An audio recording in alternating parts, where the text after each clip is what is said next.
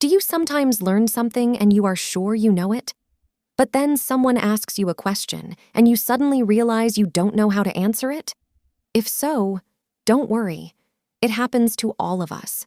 It simply means that we've memorized the information but not fully understood it. In this video, let's see how to change that. How, from now on, you can really learn and understand just about anything. For a bit of context, it's good to know that Richard Feynman is one of the most well-known scientists in the world. In the course of his work, he developed a learning concept called the Feynman Technique that you can easily apply to learn anything. The Feynman Technique is a simple, 4-step process. 1. Choose a learning topic. What do you want to learn? 2. Teach it to a child. Explain it the way a 12-year-old would understand it. 3. Identify the gaps in your knowledge. Is there anything you're not sure about and can't explain easily? 4. Organize your notes and review them regularly. Now let's see how it looks in practice by following Penny on her journey to understand the balance sheet. As mentioned earlier, there are only 4 steps to this technique. Penny will try them while learning more about personal finance. Step 1. Choose a learning topic. What do you want to learn?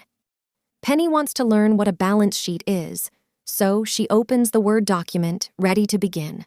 First, she will write down everything she already knows.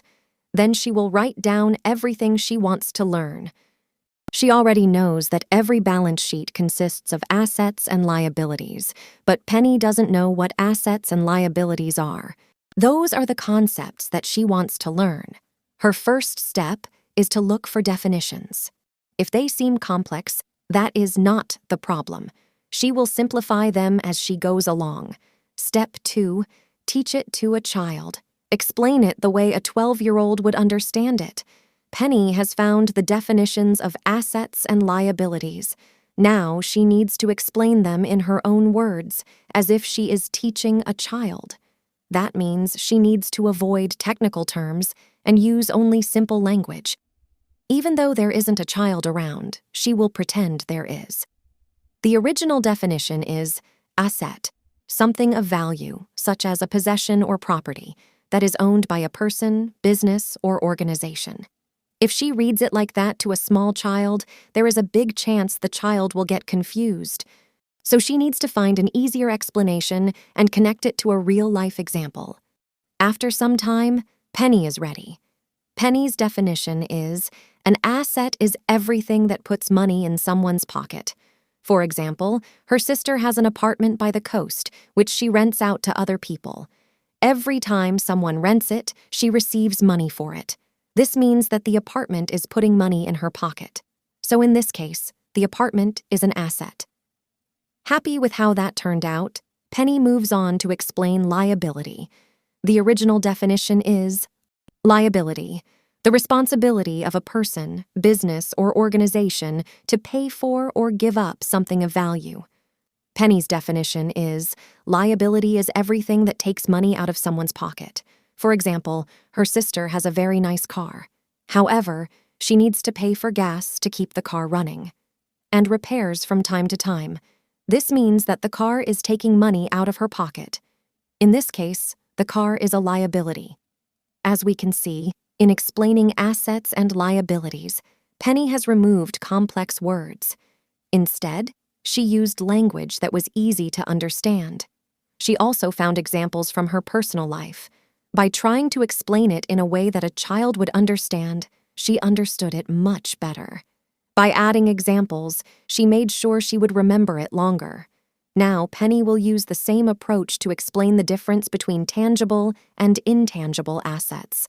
Original definition is tangible asset, a physical asset whose value can be easily measured. Intangible asset, something that does not exist in a physical way, but which has value. Penny's definition is, a tangible asset is everything that puts money in someone's pocket and can be touched or seen. For example, her brother wrote a book. Every time someone buys the book, her brother gets money. The book physically exists. This means that the book is a tangible asset.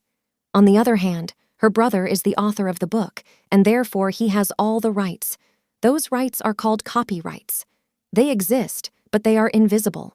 This means that copyrights are intangible assets. To make it more interesting and clear, Penny will also present it visually. On one side of the paper, she will draw a palm with a book in it.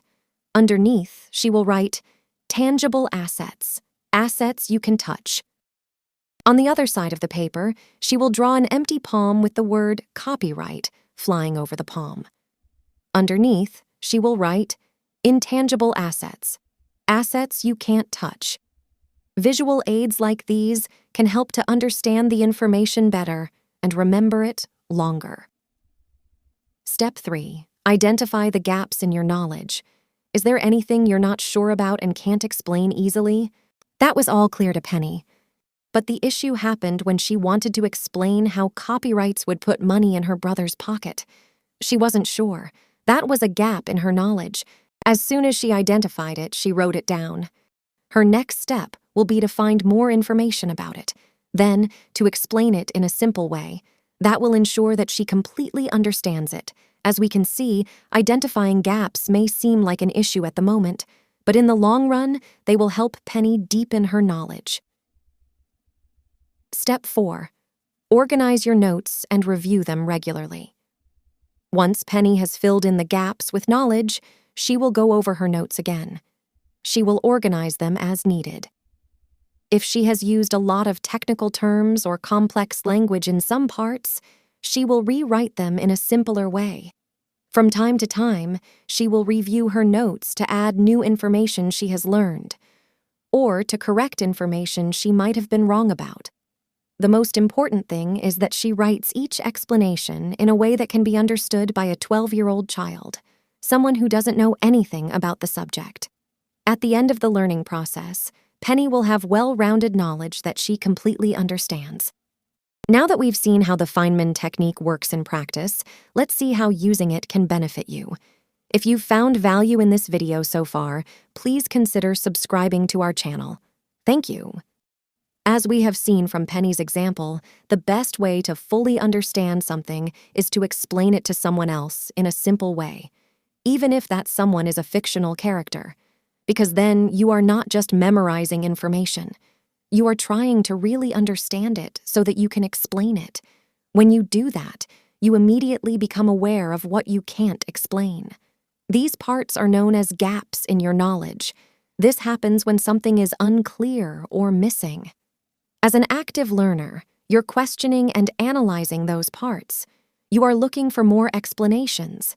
After you fill those gaps with knowledge, you complete your learning. These two things sharpen your ability to think critically and make decisions. But beyond that, a few more things happen. By creating real-life examples, you ensure that you remember the information for a longer period of time. As you practice the technique, you get better at it. Over time, you may even want to move on to new, more complex, and more challenging topics.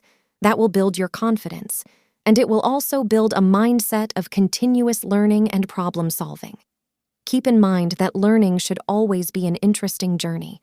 Let these 4 steps help you improve your process and help you overcome any learning barrier that comes your way. At the end, here is our extra tip.